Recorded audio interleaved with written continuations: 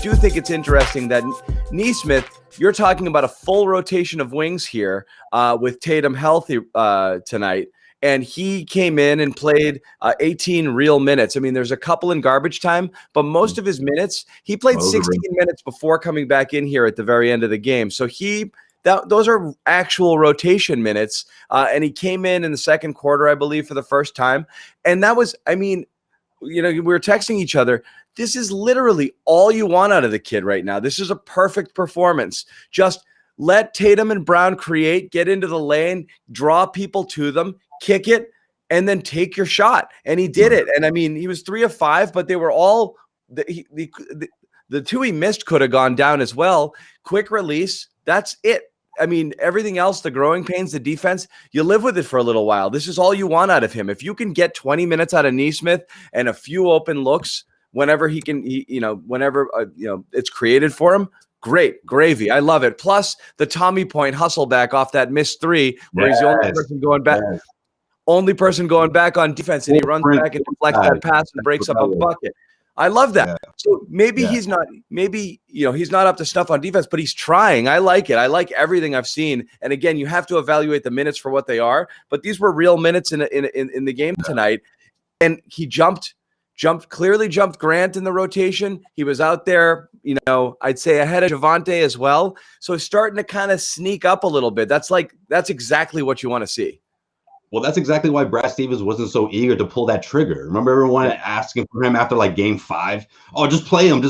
Put Nesmith out there. They need him. No Kemba. Yeah, but he's still a rookie at the end of the day, and he still has to earn his keep. I mean, defensively, that's where you earn your keep, your playing time, your minutes as a rookie. Pritchard is the best example of that. And I think what was great to see tonight was especially when he was playing those minutes with the starting unit. I mean, that's something that realistically, let's face it, I'm sure Celtics fans will see that. Nesmith being, in there with Jayson Tatum, how those two can play off of each other, once he's developed or at least taken that next step. But this is in his rookie year. This is a humongous step. I still think, we talked about it last night, whether it's a 14, 15-point game, something to that effect on this West Coast trip will do him dividends. And I think making those couple of 3-pointers that we saw last night built his confidence for sure. And then as soon as he checks in, back-to-back threes in the first 5 minutes of checking in, I mean, his confidence is through the roof right now. Yeah, it's a different approach this year as well with the way practice is set up and no main and all these different things. You have to find reps and all that stuff in the flow of the game. And when you take a 15-point lead, then it comes down to Brad to be like, all right, can we squeeze him in here for this stretch? Can we have him expand or at least hold the lead? Because what you trust right now with Green and Semi is that they'll at least hold leads. If you have them mixed in there with Tatum and a starters, they're going to be able to do going forward. You feel confident that they're locked in enough defensively to hold leads or maybe expand them by a few points as they did tonight. Green was awesome in this one. Yeah. So Nesmith comes in and I love Green's minutes as well. The only thing we're saying about Nesmith, I think Josue, was not Brad play him now. It's find the pockets. You just wanted to see him get to the point that he could get minutes. Nobody, I think, was saying Brad's making a mistake not playing him. If Brad didn't think he was ready, he probably really wasn't ready. And what limited action we saw of him earlier in the year, he didn't look ready for whatever reason. Game moving too fast, still getting into shape. It's just if you want to unlock the full potential of this team, you need to fill the floor with some shooters, and you need to get some. You definitely want people coming off the bench that can score. And the bench scoring hasn't really been an issue this year, but you want this team to reach its full potential, which is why you're dying to see Romeo come back healthy, Nesmith start playing some minutes, because you need to see if these guys can play and you've actually got something behind it.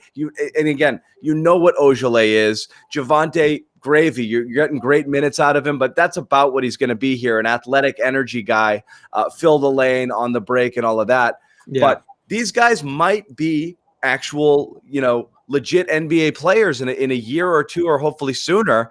And that would change the entire dynamic of this team if you actually had something in those guys. So I think people are eager to see it, but I don't think we were saying Brad's a dummy for not playing him. Yeah. I mean, I guess I'm saying that for the Celtics fans that are like all over Twitter, making it sound like, there's this gem on the bench that Brad Stevens doesn't believe in. I think that's where I agree. People get confused between that and Brad Stevens maybe not showing tough love, but saying, hey, let's be realistic here.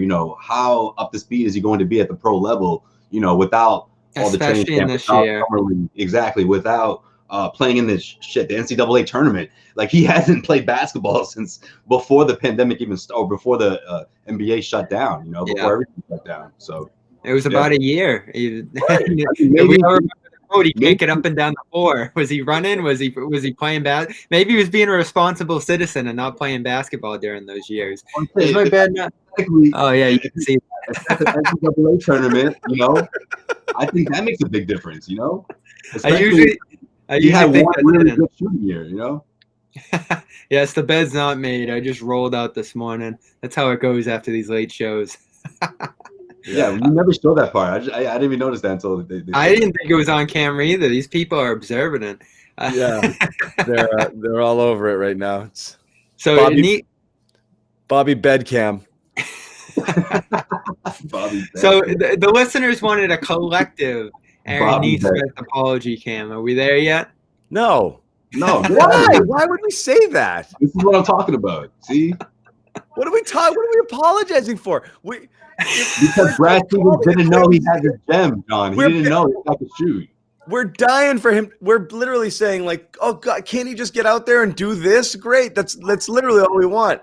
Listen, we're already 25% of the way through the season. I have done an apology cam. I might have been premature with it with Toronto. I just wanted to roll it out, and you were the first victim. I don't want to overuse it. I think the threat of the apology cam is enough to keep us all honest for our stupid hot takes. So you have to know it's lurking, and you could be called on your weak shit. Well, you guys got to be willing to use it when the time comes. Jimmy's approaching it. We're missing Jimmy tonight. He's going to do a Kemba one soon. You guys might have to do a double screen there. Oh, fine. Yeah, we got to figure out the statute of limitations here. I mean, like, how long? You know, like, maybe some of these calls is a little too early, too premature. You know.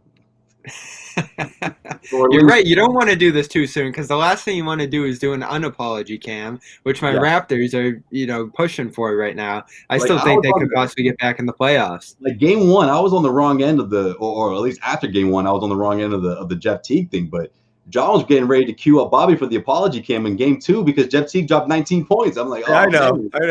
I held out on that one. I'm holding out on Tristan Thompson. I'm on the right side of that, but I don't think that's fair. Like, no, I don't know. So overall, in Nesmith, I'm stunned they put him in with a 4-point lead in that second quarter. I have to move the plant. I'm getting crap for the plant. Go. Man, leave it. I'm seeing, it's just coming out of all sides of his head. I'm stunned that Nesmith got in this game, and I was trying to pinpoint the exact point he came in on Sunday. I think they had a steady lead at that point, at least a couple of possessions. But in this one, he comes in 37-33. Chicago had just hit a shot. And it's an important juncture where if they go after him enough and he breaks down that much defensively, then, it could be a dangerous move there. But maybe it's practice. Maybe it's something they're seeing. Brad always says it's not 100% based off the numbers. If you're looking at Nesmith's numbers and you're just going win at all costs here and play the guys who are most reliable, you probably wouldn't go with Nesmith in a spot like this, or maybe even the second quarter of last game when he got in. But he put him in both games. It worked. They extended it. And the only thing I can imagine is if you have a running mate like Jayson Tatum out there, it makes it a little bit safer to get a guy like Grant minutes later in this game and get a guy like Nesmith minutes. That starter stuck in with the bench unit gives them a range of possibilities for trying out different guys, which I think is awesome. Right, because he knows that one of those guys has to pan out, whether we're talking about a guy who can spread the floor consistency and Grant and knock down a couple of threes every single night, or whether we're talking about someone like Nesmith who can just lock down the wing position. I just think his defense and his athleticism and his body shape, I mean, he just has the makings to be the Iguodala, so to speak, that guy who comes in, the Warriors MVP who came in off the bench, could do a little bit of everything, whether it was 3-point shooting, defending the best player on the opposing team. Like, that's a really strong weapon to have on a team with championship aspirations, especially like the Celtics, whereas that same person doesn't have to be your top 3 or 4 go-to scorer. You have other guys to do that. Oh, it's going to be beautiful when Kemba, Tatum, and Brown are back. Exactly. You could play Nesmith. You can play Nesmith 20 minutes every game. If one of those guys is in every single time they go to a bench unit, it doesn't matter the different combinations that they put in there, because when you only had Tatum when you only had Brown and you had to get in the deeper bench units with maybe Smart leading it or Teague, you had to kind of pick your spots in terms of if you were throwing wings out there, it had to be someone like a Green, a Semi, who's not as much of a risk taker, who are solid defensively. And like I said, can be a net 0 or just a +3 or something like that.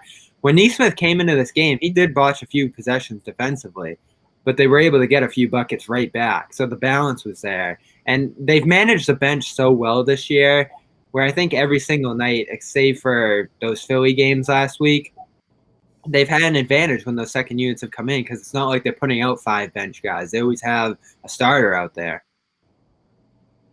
Yeah, that's true. I mean, that's the position they're in, you know. But again, like to your point, when these guys are at full strength, I mean, that's when we'll really know. And to be honest with you guys, man, you know, I had a lot to say about the whole Kemba early premature timetable, but this thing has been right on course if you really think about it. You know, they had that first update the first week of January where it seemed like, oh, okay, well, it's going to be a couple of weeks. And then a little after, or a week or 10 days after that, boom, he comes in. You know, he's on a minute restriction, obviously, but this is the course you want him to be on, because that West Coast road trip is right around the corner, and he's already got a couple of games under his belt. So, you know, having this night off and coming back and seeing how he responds from that, you know, it's just, I think he's on pace. He's on the schedule the Celtics want him to be on right now. So everything's panning out well. It's just, I don't know if they anticipated so many, missed games or postponed games or guys having to sit out because of COVID and health protocol. But, you know, for the most part, Celtics things have gone their way, you know, despite the 3-game skid.